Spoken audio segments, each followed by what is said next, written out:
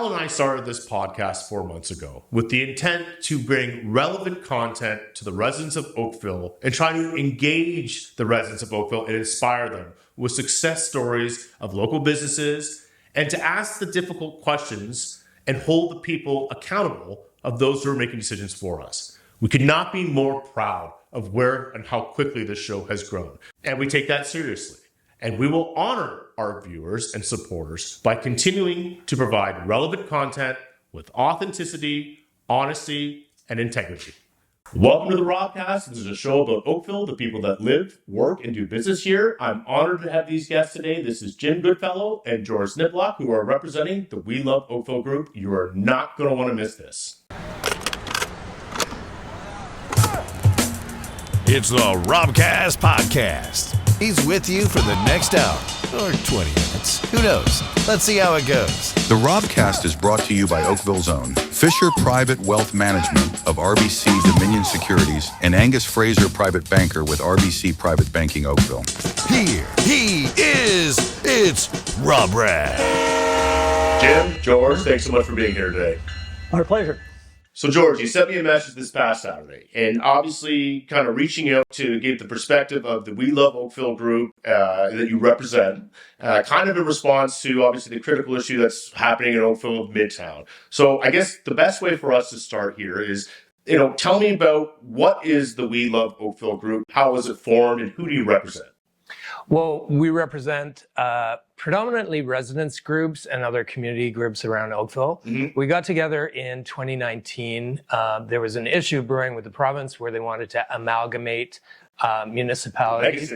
Yeah, so Oakville was going to cease to exist in their mind, and same with Burlington and Milton. We were going to become one mega city under Halton. Right. And we saw a lot of problems with that. We heard from the community that it was not a great idea, and the province was moving pretty hard on it. So we realized that we needed to combine our efforts as residents associations and come together and present a unified message that this didn't work for Oakville. So to be just, again, give some more context to like you, Jim and George, you represent different associations, right? Yeah. So I'm with the Oakville Lakeside Residents Association, and Jim's with Chartwell Maple Grove Residents Associations. Our what we're doing at the moment is reaching out across town, really trying to incorporate residents groups and community groups all across Oakville to come in and join us. And as this whole process, 2 years in or whatever the timeline is of the town meetings, I mean, it seems more like it's kind of in the individual associations. Jim, you with Maple Chartwell group, and you're in the Lakes. You've all spoken on behalf. What was it that made you now kind of feel we're getting to the point we have to amalgamate our efforts and not represent our individual neighborhoods, but kind of band together? Well, my perspective is that we sat back and we looked at all these individual delegations and presentations. Maybe we could have a lot better impact if we coordinated our efforts. And so I think, George, you and I have spoken to that, every single one of them. Yeah. Kind of thing. And so it was that sort of, how do we pool? Because we're all residents. Yeah. We have no staff. It's not a Southeast Oakville or a River Oaks issue or a Glen Abbey issue. It's an Oakville. It's an Oakville issue. You go to council, and typically you'll get these delegations, and they're repetitive all the way through. Right. So what Same we wanted... message. Yeah, we wanted to really focus in on particular messages. So we sort of divided them up and would have speakers. We all agreed on them. Yeah. So we put together cohesive presentations. So what's the pressing issue right now? I mean, I don't want to go through all the timelines of where we are. It's in the province's hands. The mayor says it's law. What's the message that you feel, or the announcement that you're trying to bring? What's your frontlining message right now? Okay. So let's just start with, the audience, everybody's understanding here. Midtown is a piece of property that's not very attractive. Mm-hmm. It's bounded between 16 Mile Creek on one side, Chartwell on the other, Cornwall, and the QEW. Right. It has no natural assets. And it has its major assets are really three transportation assets. Mm-hmm. The GO train, the Oakville Transit Hub, and the interchange to the QEW. Right. Those are its three major assets. Hardly anybody lives there. There's only about 600 people live there. There's about 5,000 odd people that work there, though. Kind of thing. And there's a lot of people that commute to the GO station and park there. Right. Because it's the second busiest station in the network next to Union. Right. Okay. Now, in addition to that, there's a railway line that runs through it. There's a highway. There's a transmission line. So this is a very challenging piece of property, and only 43 hectares of the 103 are developable. Right. So that's the piece. Now, what's the problem? Well, the problem starts with a developer district that's come in and wants to build 11 towers, ranging between 44 and 61 towers. Right. Stories. Stories, yeah. Stories, yeah, Yeah. stories, Yeah. yeah. So that's the number one issue. And so just think about that for a second. That's, according to their applications, those 11 towers, which are on 5 hectares. Okay, so it's 5 of the 43. So a very small piece, are going to have 6,302 units. So let's just round that off to 6,000 units. Yeah. Okay, so 6,000 units. So how many people would that be, Rob? Well, you got to figure out how many people per unit, right? So the town has used 1.7 people. So George and I said, let's use 2. Okay. Because we can multiply by 2. Sure. Yeah. Okay. 12,000, whatever. So that's 12,000 people, roughly, kind of thing, on that 5 hectares. But I mean, Now- sorry to interrupt you, but I mean, it's my understanding, and it's with the episode with Jonathan and what you guys have been doing this past year. Did we not get that cut down? No. With the town. Well- with the initial proposals. Like, There was a petition by council, which was supported by Mayor Burton, right. to cap the number of people in Midtown at 35,000. I think the initial was what, like 65 or 60? Well, you know, when you extrapolate the numbers that are coming forward, actually the population could balloon to 90,000 people. So let's 1 square kilometer. So let's just walk you to say, so stay with your 12,000 people, Sure. okay, on 5 hectares. So you divide 12,000 by 5, and you get 2,500 people per hectare. And again, I think someone else made a reference of like Georgia Square. Isn't that That's right. That's 1 hectare. 1 hectare? Hectare. That's what. Right. So So you multiply that by 5 for 5. context for people. context, right? Right. So the town. So you say, well, what does that mean? You know. And by the way, when we talk density, you really think crowding. Yeah. You know, because crowding. This is crowding within buildings and among the buildings. Yeah. Okay. So you got to think. So what does 12,500? Well, the minimum target that the province has set about 10 years ago was 200. So you now changed. Yeah. Now they've issued a new planning statement that says actually for transit, light trail, transit stations like Oakville, it's 160. So you've got 2,500 being proposed by the developers. The minimum target of 160. That's a bit of a gap. Yeah. You know, I mean, it's 15 times. You know, and Jim, in fairness, like, in you know, in George, with your experience and my experience as realtors, developers are going to go for the most. Oh, they are. Yeah. Yeah. I guess the challenge is they're always going to do that. That's right. But there has to be precedent set by the town that limits things, right? That's The town, the livable Oakville plan, Yes. was in place initially to have these restrictions. Well, one thing that we want to make clear is that, you know, you hear a lot that, you know, this development's coming no matter what. There's nothing we can do about it. Yeah, it's in the province's hands. Yeah. And there's a lot of people that don't want any development. I'm not quite so sure that's true. You know, I think one of the messages we have is that we actually want to see Midtown developed as a high density neighborhood.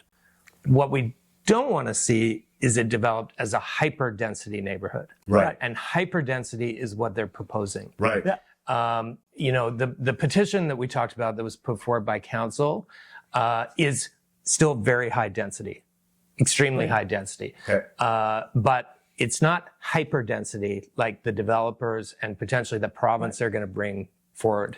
So we have a vision that's much more in line with, as context for people, a Greenwich Village in New York City or the Lower East Side. Those are the highest density neighborhoods in New York. And so we can do something like that and make it a livable community where crowding is manageable, services are manageable, costs are manageable on this little strip of land that is not a desirable place at the moment. And that's really the goal, to make it a desirable community, neighborhood for the future that people can come to live, work, and play. And it's a destination with cultural activities, parks, and transit. Yeah. And we need a transportation plan, as you have referenced. To add to that, Rob, Greenwich Village, which is, as you know, in New York, is a mid-level, mid-rise. I think there's only 10 or 12 stories is the limits within the village. The density in Greenwich Village is 300 people per hectare. Versus what? Versus district of 2,500 per hectare. Versus the town's target of 160 people per hectare. So it's the Greenwich Village is in the place we're, exceeding. If we built towards like a Greenwich Village type concept, we'd be exceeding more than almost doubling the minimum target. But we're not in the hyperdensity that George pointed out of the developer at 2,500. Now, if you take the 2,500 and you say, well, what happens if the rest of the 43 hectares were developed at this? Shanghai? And Shanghai. Well, and by the way, it's already started because on the east side of Trafalgar, there's a proposal from Corbett for a 58-story building. Okay, so if you took the density, the average between, and that's about there are about 2,000 people per hectare. If you take the average and you just multiply, say, what would the next 37.5 hectares, if you develop that, you get 90,000 people. And that is, from a planning point of view, that's outrageous. That's unrestricted development, and no parks, no, thing. And we don't have to do that. There are other options. And we noticed your show with Jonathan Sprosson, who presents a good option, that needs to be seriously addressed. I mean, I think part of the challenge that I think a lot of people out there is why. And I mean, I know it's also all the government of the province. So is it the federal, is it the provincial government has isolated these transit-oriented communities, which is kind of a nice way of saying, high density nodes, which are on the rail lines. Which is a good idea. And then, I mean, the mayor is speaking of even like the 407 intersections all the way up Trafalgar. Like he's kind of identifying these nodes. There are nodes all around Oakville. And so this is one of the big risks too, is if they don't get Midtown right in terms of the density and the heights, it sets the precedent. It's going to start spreading. That's right. It'll not stay within Midtown. And so, one of the things that kind of a lot of our viewers even commented on was, with our episode with the mayor was, well, it's the law. It's out of our hands. So I'm trying to understand what's the law. And because some of the ways that the applications are being made, it's not done by law. You have to do transit studies. You have to do environmental studies, like the Glen Abbey group did. I went to the meetings. George, you guys were there. They spent millions of dollars doing what you're supposed to do when you put in these bids for development, but district's not doing that. No. So I don't understand it. Well, to that. One is, this is a hot political issue. And you got a lot of superheroes running around to try and save the problem. Okay, and one of the targets is municipalities. because their planning is getting in the way, Rob, and it's bogging the process down, and they're charging these development charges, and that's driving up the cost. And so we've got to come in and solve the problem for you. And that is, so who do we really want to be in charge of our planning in Oakville? Queen's Park? No. Or us? And what's the, so that's question number one. Question number two is, what is the ultimate goal? Is it to build a community, or is it to just build houses? Yeah. So that's the point I want to pick up on is really, this all started with a housing affordability crisis. Right. Which you'll notice now, you'll notice now that it's a housing shortage crisis. It's a housing shortage crisis. They dropped affordability because that's a very difficult thing to solve. Yeah. There's a whole lot of things that go into affordability. Interest rates being a big one, development charges, as Jim references. So I think one of the things that, as residents of Oakville, we've got to keep in mind that we're looking for here is, yes, we've got to do our part to fulfill the provincial mandate for population growth. Right. And we can do that. We can do that and still create a livable neighborhood in Midtown without the crazy overcrowding, the hyperdensity, and so on. And that's really what we're trying to get at. Because I think the political leaders will kind of reference a little bit, this is a popular issue, building houses. People need houses. And some of it comes from, my kids are never going to be able to afford a house in Oakville. But the thing you got to keep in mind is it's always going to be a market value. You know this. Yep. And if they build taller, it doesn't mean they're getting cheaper. Right. The developers are always looking for the highest profit, or else they're not going to build. Right. But it's the highest profit that's allowed by the government. The highest density that they can get that's allowed by the government. Right. So that's why we need our leaders to step up. Yeah. So I think the most important thing is that we get the density numbers right. For Midtown. Yeah. There's another sort of underlying issue here, which is that as I think in the previous episode, the mayor pointed out that in Canada, there's only two levels of government. There's the federal government and the provincial government. What do you call the municipalities again? They're creatures of the municipality. Yeah. Okay. So there is a certain school of thought of don't poke the bear, kind of thing. But there's also saying is we got to speak truth to power. And we got to make and so we're on the side of, we got to get this right for not now, but future generations, because these buildings, I'm not going to be here in 25. And they may not be built if they go forward with it for 5, 10. Who knows? Who knows? But we got to get it right. We got to get it right, and that's what's driving us. Yeah. What I was going to kind of get at is there's some confusion of what's the driving force? Who's telling us who's made the numbers, the density, who's isolated? Is it the province? What is the TOC? Is that a thing? And looking at what the IO is, because they're all kind of Infrastructure Ontario, they're all kind of one and the same. Sure. They kind of just changed names, right? And so the IO is now kind of taking it out of Oakville's hands, or are they playing against the TOC? And we're waiting for the TOC's proposal to come back. Is that where we are right now? Sort of. Let us try and clear it. Yeah. Who's driving the bus here? Kind of thing. It started with the developers. Okay. District they responded to an opportunity. When the province eliminated bonusing, which was a practice under which because our official plan has height limits. Right. It has height limits, and the height limits can be exceeded through bonusing. And those meetings. Yeah, you've been to those meetings, and that.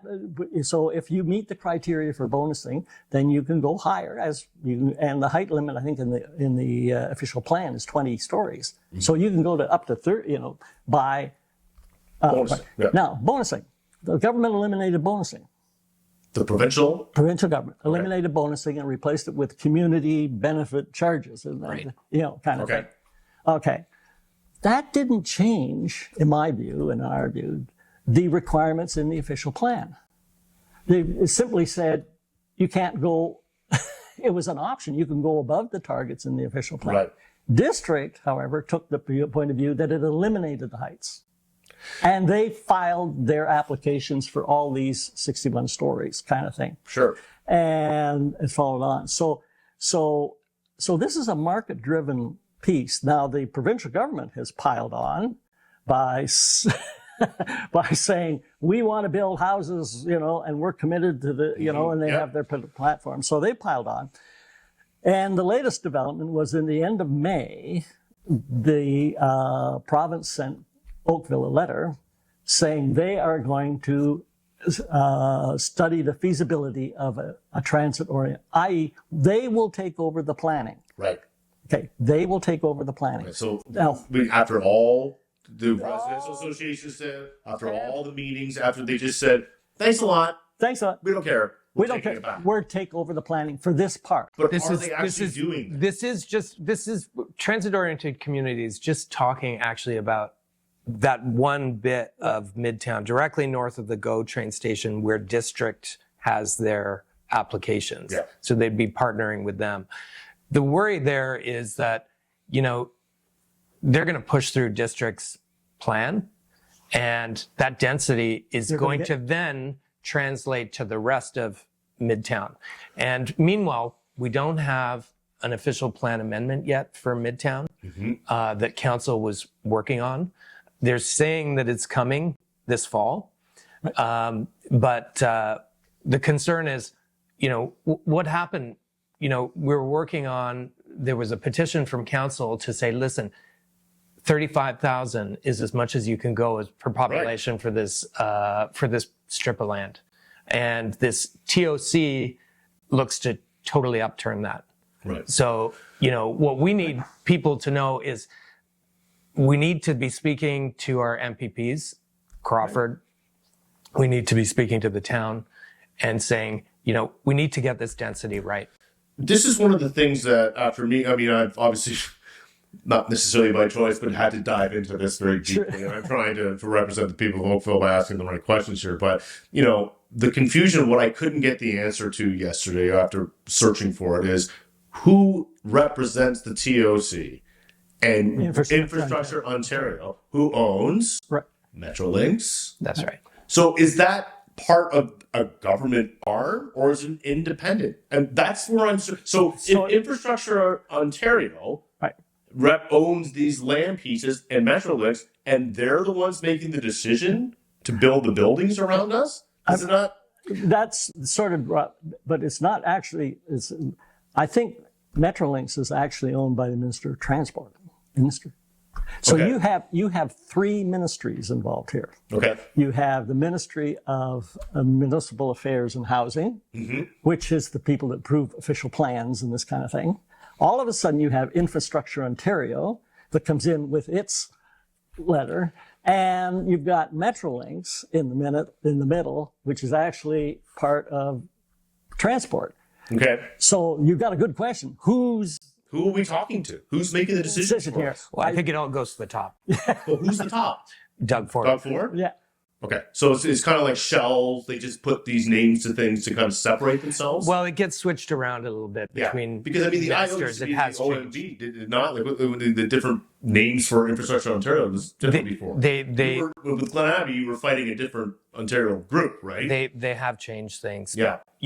But I think the point here is, there's an opportunity for the provincial government to have a success story in Midtown. Mm-hmm. Yes. And it is not going to be a success the route they're heading right now. Right.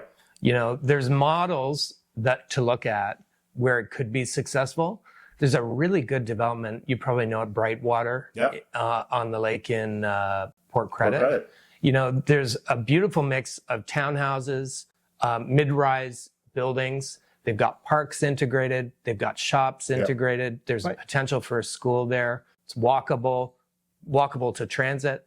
That's the kind of thing we're looking for. Yeah. Yes. Yeah. And that's what's lost in this. As George has said, you want Midtown to be an attractive destination where people will come to live, to work, and to visit. kind of thing. Yeah. And they're building a departure lounge. Yeah. It's where you live, but you get on a GO train and you work somewhere else and you go play somewhere else, kind of thing. And back to the TOC thing and the letter that comes in. So the letter came in and it laid out specific things and said, we're going to do this and we expect the town staff to work with us and to do things like we're in charge here. Yep. And, by the way, we will have some community engagement sometime.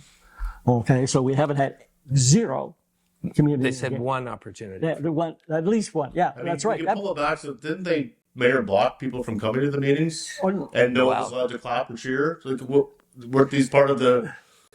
So there was a separate issue there, but the one thing with this TOC is that there is what's it called? A confidentiality. Confidential and non-disclosure agreement. So as George says, they imposed a confidentiality agreement. Okay, so staff can brief council, but council can't say anything.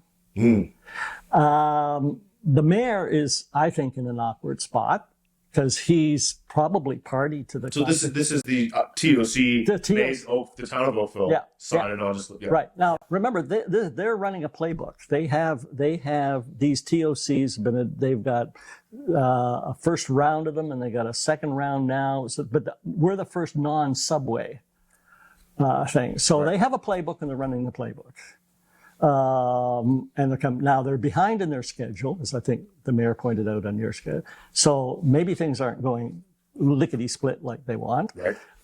But they're behind this confidentiality agreement. They are the sole negotiator of the commercial arrangements with the developer. Okay. Now, what does that remind you of? The green belt. The green belt.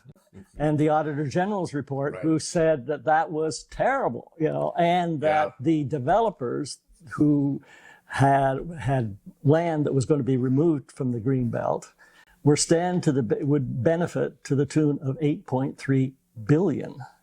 Yeah. Now, I don't think there's $8.3 billion here, but there's a lot of money, and it's all behind, in the shadows, under a thing, and no transparency. No engagement, and George, on behalf of all of the, sent a letter saying. This is what I was going to ask you. It sounds like we're really up against it here, and the mayor is certain, but the way it seems is this is happening. There's nothing we can do, but that you don't believe that. No, you're fighting a fight. So how can people what would you say to people out there to get involved? I would say, yes, but how do people, I would say, number one, go to the We Love Oakville website. WeLoveOakville.org. Because we've got, on there is, tried to summarize this. There's links to all sorts of other, to the Ward 3 councillors' websites, to the town website. So get yourself up to speed, number one. Number two is the real action here, Rob, is going to be when we get a proposal out on the TOC. That's action number one. And the second action, when the town, as George says, finally delivers its OPA. Mm-hmm. Okay. Yeah.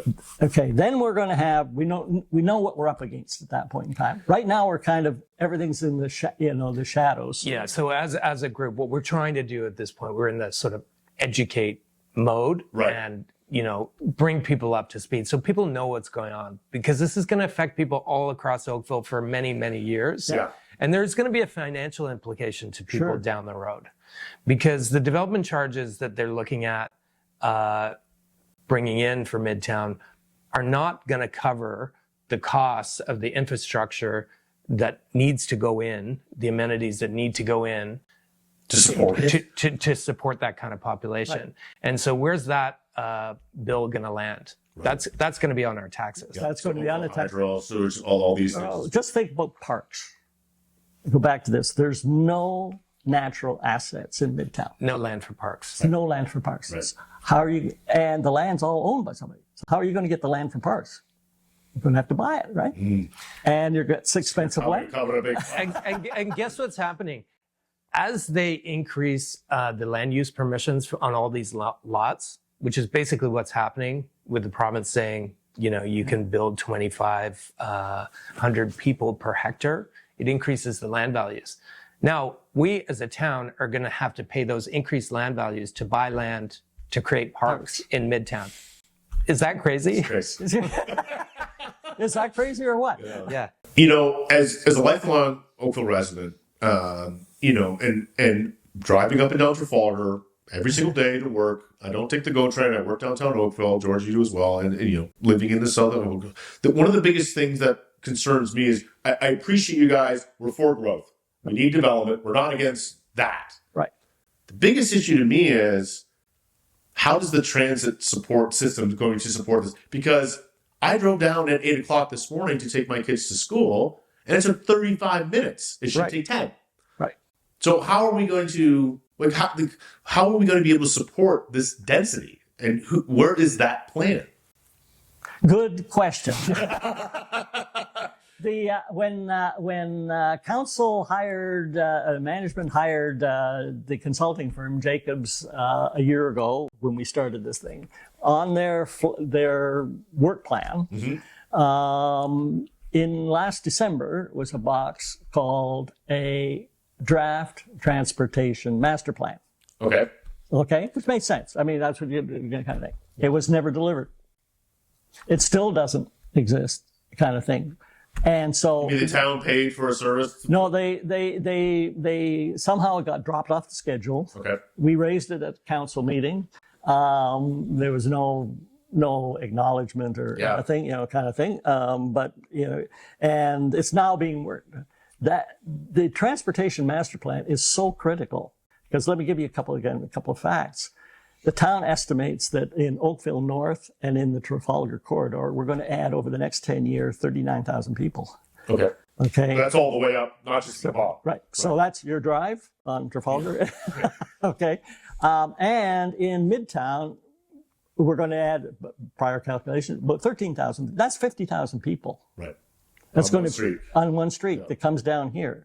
And that is going to create a colossal nightmare for anyone who commutes to the GO station, or goes down to get on the QEW, or has to go through Midtown to the hospital, or you want to go to the lake, or you want to take your kids to school. The 1-2 lane Trafalgar to get downtown Oakville. Right. So the 6 was it?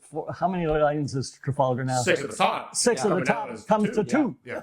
The bottom. Yeah. Think that McLaughlin College will just have to sleep there.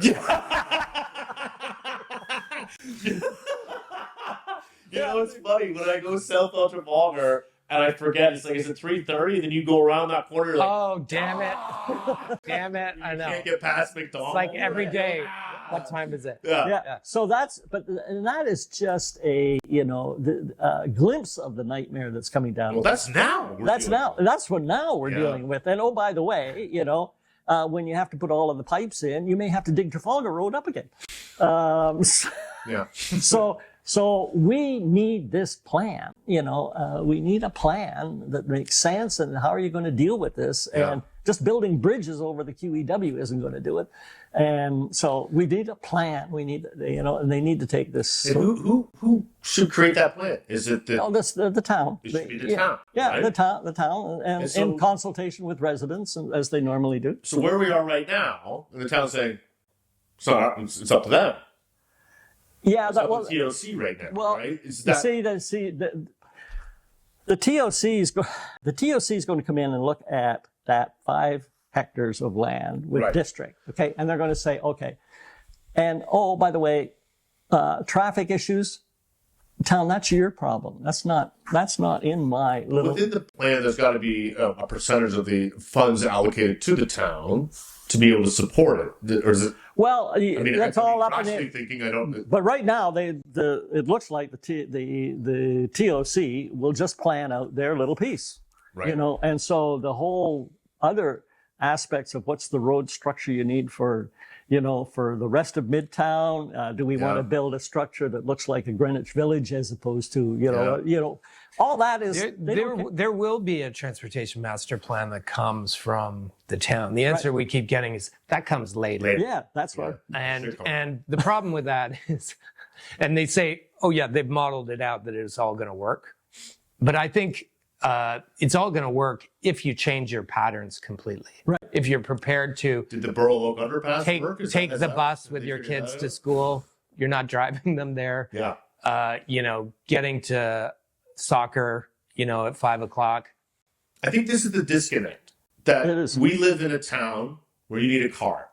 And they're talking about our town like it's a transit-oriented community, right? But the fact is, we just spoke of this. There's like a 5-level go park. It's full. Everyone's driving to the go station. So you want to put these buildings up, they're all going to have cars. So they're acting like the people in these buildings are going to just get on the go train and go to work every day. Is that the reality, though? I don't think so. No. I don't think so either. Well, you guys are back to the configuration, the 6,300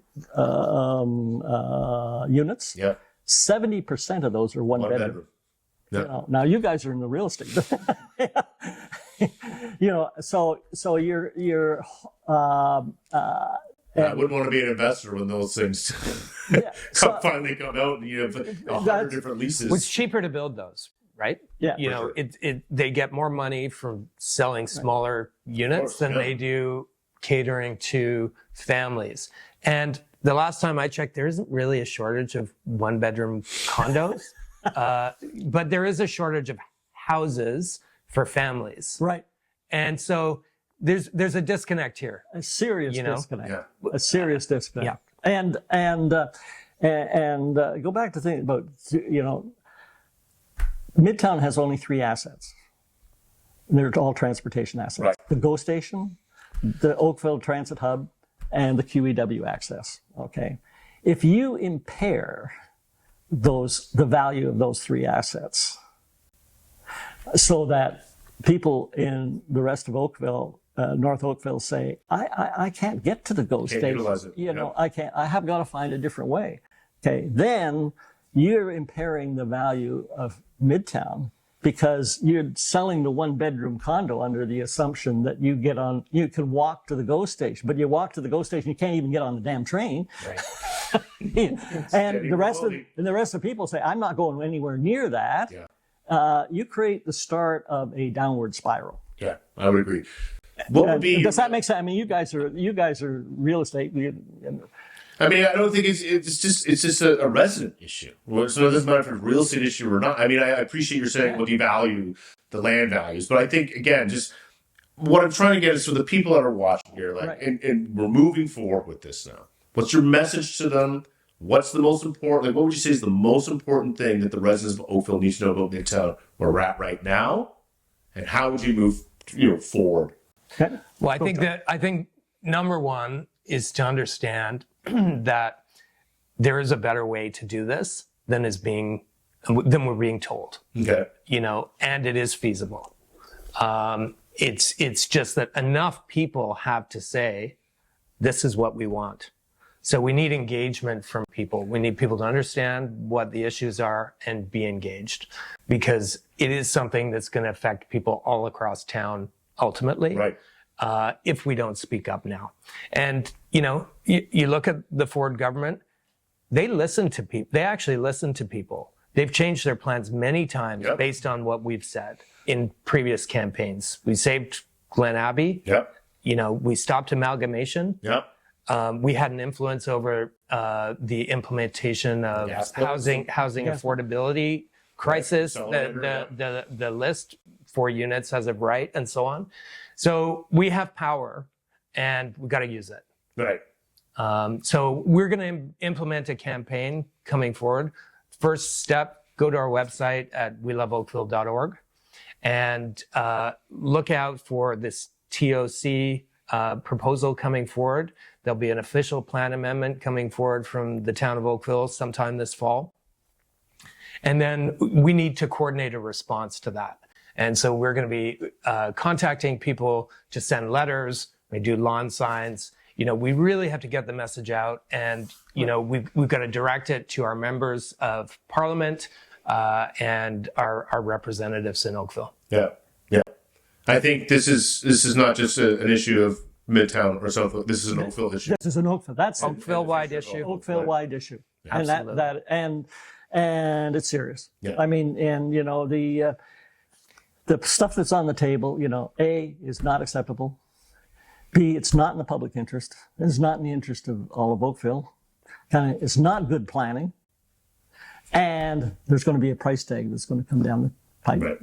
Right. And so we all should be concerned. Yeah. Gentlemen, I really appreciate you taking the time to be on the show today. And please stay tuned for another episode of the Robcast.